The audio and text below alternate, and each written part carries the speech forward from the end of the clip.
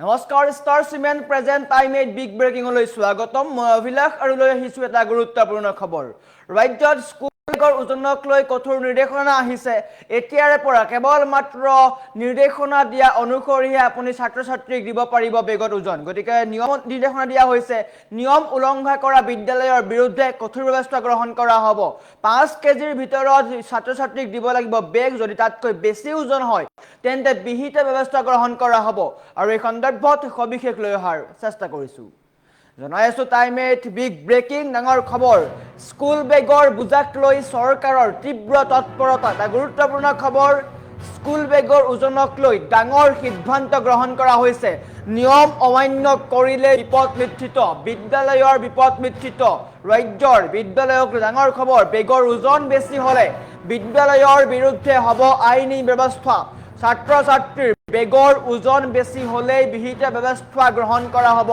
শিক্ষাৰ্থীৰ শাৰীৰিক আৰু মানসিক সুৰক্ষাৰ স্বাৰ্থত স্কুল বেগৰ ওজন নিৰ্ধাৰণ কৰা হৈছে শ্ৰেণী অনুসৰি স্কুল বেগৰ সৰ্বনিম্ন 1.5 কেজি আৰু সৰ্বোচ্চ ওজন 5 কেজি হ'ব লাগিব এতিয়াৰে পৰা কোনো শিক্ষাৰ্থীৰ স্কুল বেগৰ ওজন 5 কেজিতকৈ বেছি হ'ব নোৱাৰিব এটা গুৰুত্বপূৰ্ণ খবৰ প্ৰতিগৰাকী অভিভাৱকৰ বাবেও গুৰুত্বপূৰ্ণ খবৰ প্ৰথম আৰু দ্বিতীয় শ্ৰেণীৰ বাবে সৰ্বোচ্চ ওজন 1.5 কেজি হ'ব লাগিব এয়া হৈছে নিৰ্দেশনা তৃতীয়ৰ পৰা পঞ্চম শ্ৰেণীৰ শিক্ষাৰ্থীৰ বাবে বেগৰ ওজন 2ৰ পৰা 3 কেজি হ'ব লাগিব তাতকৈ বেছি হ'লেই বিহিত ব্যৱস্থা গ্ৰহণ কৰা হ'ব বিদ্যালয়ৰ বিৰুদ্ধে ষষ্ঠ আৰু সপ্তম শ্ৰেণীৰ বাবে স্কুল বেগৰ ওজন 4 কেজিত সীমিত কৰা হৈছে অষ্টম আৰু নৱম শ্ৰেণীৰ শিক্ষাৰ্থীৰ বাবে 4 কেজি 500 গ্ৰাম অৰ্থাৎ 4.5 কেজি ওজনৰ বেগ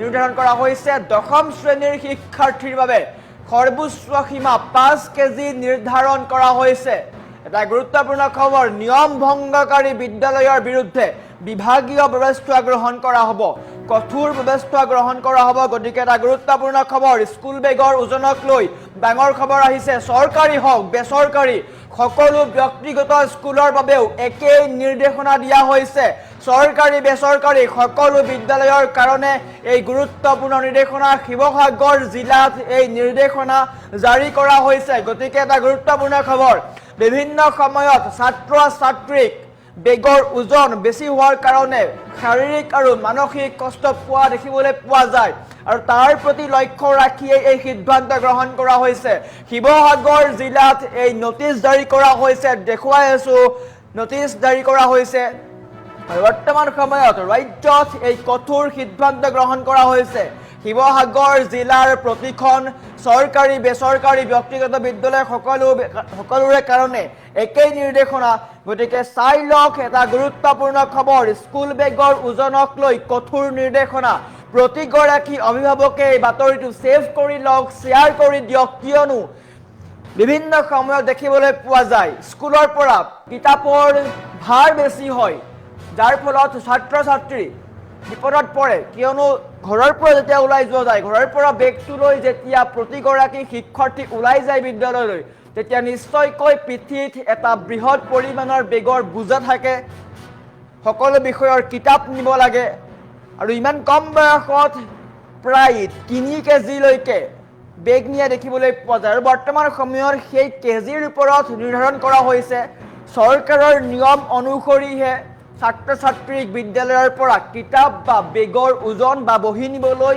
দিব পাৰিব যদি বিদ্যালয়ৰ ফালৰ পৰা কোৱা হৈছে এই নিয়ম অমান্য কৰা হৈছে তেন্তে কিন্তু বিভাগীয় ফালৰ পৰাও কঠোৰৰ পৰা কঠোৰ সিদ্ধান্ত গ্ৰহণ কৰা যাব কিয়নো দেখিবলৈ পোৱা যায় ছাত্ৰ ছাত্ৰীয়ে বেগৰ বোজাৰ কাৰণে বিভিন্ন সময়ত ভাগৰ হয় অসুস্থ হয় শাৰীৰিকভাৱে দুৰ্বল হৈ পৰে কিয়নো তেওঁলোকে বিদ্যালয়ত পঢ়িবলৈ যায় শিক্ষা ব্যৱস্থাত এই শুধৰণিৰ অত্যন্ত প্ৰয়োজন আছে ভাৰতৰ শিক্ষা ব্যৱস্থাত এই সলনি নিশ্চয়কৈ গুৰুত্বপূৰ্ণ বিদ্যালয়লৈ পঢ়িবলৈ যায় কিন্তু ঘৰৰ পৰা যেতিয়া ছাত্ৰ ছাত্ৰী বা শিক্ষাৰ্থী বিদ্যালয়লৈ যায় তেতিয়া সেই যোৱাৰ পথতে পিঠিত থকা সেই গধুৰ বেগটোৰ ফলত ছাত্ৰ ছাত্ৰীৰ যি মানসিক চাপ হে বৃদ্ধি পায় নিশ্চয়কৈ তেওঁলোকে পঢ়া শুনাত কনচেন্ট্ৰেট কৰিব নোৱাৰে কেৱল মাত্ৰ ঘৰৰ পৰা তেওঁলোকে পিঠিত সেই ডাঙৰ গধুৰ বেগ লৈ যায়, যাৰ ফলত তেওঁলোকে বৰ্তমান সময়ত চিন্তাত পৰিছে।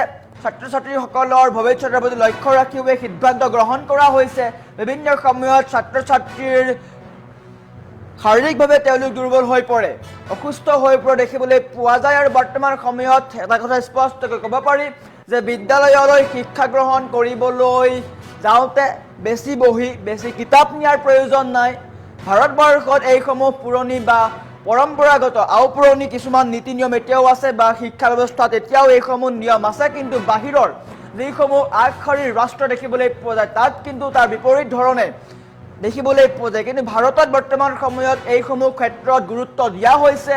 ভাৰতৰ শিক্ষা ব্যৱস্থা বৰ্তমান গুৰুত্ব দিয়া হৈছে। ছাত্ৰ ছাত্ৰীৰ ভৱিষ্যতৰ প্ৰতি লক্ষ্য ৰাখি এই সিদ্ধান্ত গ্ৰহণ কৰা হৈছে। গতিকে এটা গুৰুত্বপূৰ্ণ খবৰ, স্কুল বেগৰ ওজনক লৈ এই কঠোৰ সিদ্ধান্ত গ্ৰহণ কৰা হৈছে।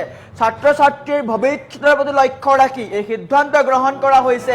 এতিয়াৰে পৰা চৰকাৰী বেচৰকাৰী যিয়েই হওক, ব্যক্তিগত হওক চৰকাৰী হওক, সকলো বিদ্যালয়লৈ এই কঠোৰ নিৰ্দেশনা জাৰি কৰা হৈছে। যদি বিদ্যালয়ৰ ফালৰ পৰা বুজা দিয়া হয় বা চাপ দিয়া হয় কিতাপ নিবলৈ বা বেছিকৈ বহি কিতাপ নিবলৈ, তেন্তে বিভাগীয় কৰ্তৃপক্ষৰ ফালৰ পৰা কঠোৰ ব্যৱস্থা গ্ৰহণ কৰা হ'ব। এটা গুৰুত্বপূৰ্ণ খবৰ, প্ৰতিগৰাকী অভিভাৱকৰ কাৰণেও গুৰুত্বপূৰ্ণ খবৰ, বিদ্যালয়ৰ কাৰণেও গুৰুত্বপূৰ্ণ খবৰ। শিৱসাগৰ জিলাত এই নিৰ্দেশনা জাৰি কৰা হৈছে। আপোনালোকে কমেণ্ট কৰক যে ৰাজ্যৰ আনসমূহ জিলাতো এই নিয়ম বলবৎ কৰিব লাগে নে নালাগে, কিয়নো এটা গুৰুত্বপূৰ্ণ খবৰ, এটা আটাইতকৈ জৰুৰী নিৰ্দেশনা, যি নিৰ্দেশনাৰ ফলত নিশ্চয়কৈ ছাত্ৰ ছাত্ৰীৰ ভৱিষ্যত সাকাৰ হ'ব। কিয়নো পঢ়াৰ সময়ত তেওঁলোকে বেগৰ বোজা কঢ়িয়াবলগীয়া হয়। কিমান দূৰ গ্ৰহণযোগ্য? বৰ্তমান সময়ত ছাত্ৰ ছাত্ৰীৰ ভৱিষ্যত নিৰ্ধাৰণ কৰিবলৈ কিছুমান নীতি নিয়ম সাল সলনি কৰাৰ প্ৰয়োজন নিশ্চয়কৈ আছে। আৰু সেই প্ৰয়োজন এয়া ক'ব পাৰি, এয়া হৈছে সামান্য পৰিৱৰ্তন। বৰ্তমান সময়ত ই হৈছে এটা গুৰুত্বপূৰ্ণ পৰিৱৰ্তন। শিৱসাগৰ জিলাৰ এই সিদ্ধান্ত গ্ৰহণ কৰিছে। গতিকে এটা গুৰুত্বপূৰ্ণ খবৰ, প্ৰতিগৰাকী অভিভাৱকে শিৱসাগৰ জিলা কৰ্তৃপক্ষক এই শুভেচ্ছা দিছে বা ধন্যবাদ জ্ঞাপন কৰিছে। কিয়নো এটা গুৰুত্বপূৰ্ণ খবৰ, গুৰুত্বপূৰ্ণ সিদ্ধান্ত গ্ৰহণ কৰিছে, যি সিদ্ধান্তক লৈ এতিয়া সকলোৱে ধন্যবাদ জ্ঞাপন কৰিছে। স্কুল বেগৰ বোজাক লৈ চৰকাৰৰ তীব্ৰ তৎপৰতা দেখিবলৈ পোৱা গৈছে। নিয়ম অমান্য কৰিলে বিপদ নিশ্চিত হ'ব।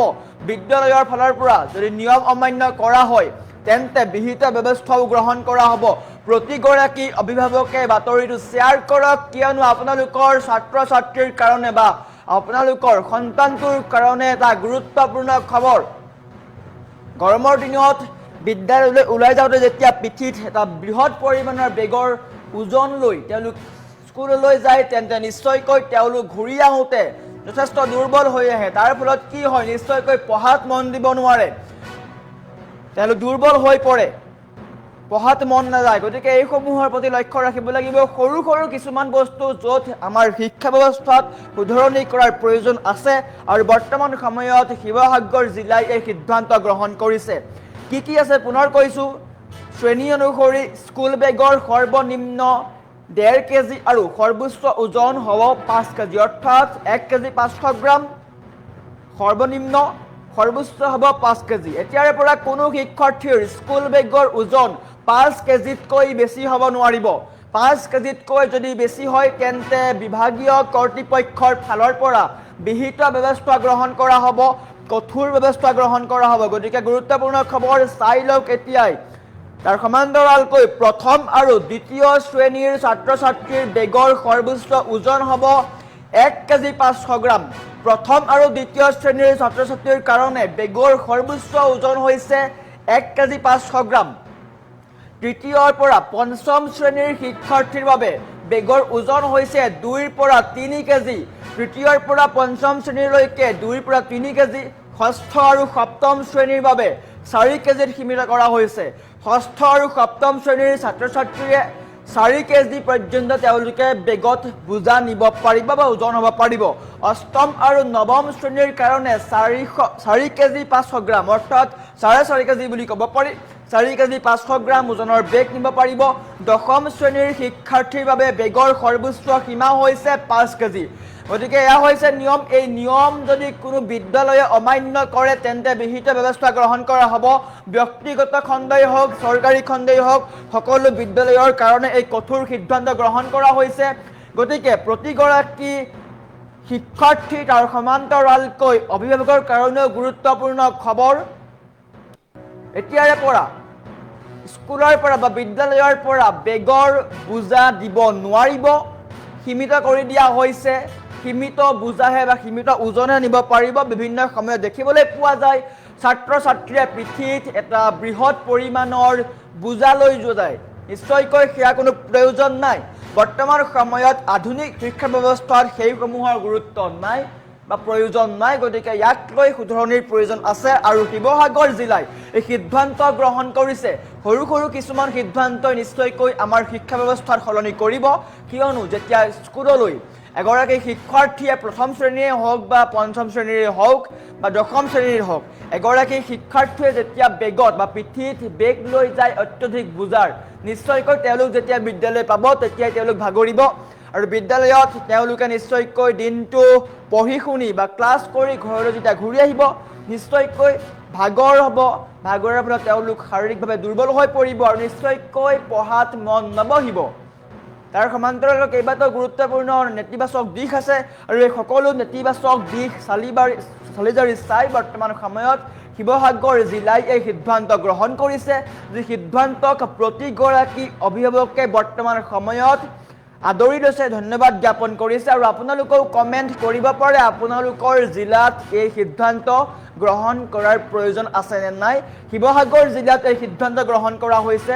তাৰ সমান্তৰালকৈ ব্যক্তিগত আৰু চৰকাৰী খণ্ডৰ বিদ্যালয়ৰ কাৰণে এই গুৰুত্বপূৰ্ণ নিৰ্দেশনা। গতিকে প্ৰতিগৰাকী ছাত্ৰ ছাত্ৰী, বিদ্যালয়ৰ কৰ্তৃপক্ষ, শিক্ষক শিক্ষয়িত্ৰী, অভিভাৱকৰ কাৰণেও গুৰুত্বপূৰ্ণ খবৰ। এতিয়াৰে পৰা সীমিত কৰি দিয়া হৈছে বিদ্যালয়ৰ স্কুলৰ বেগৰ ওজন।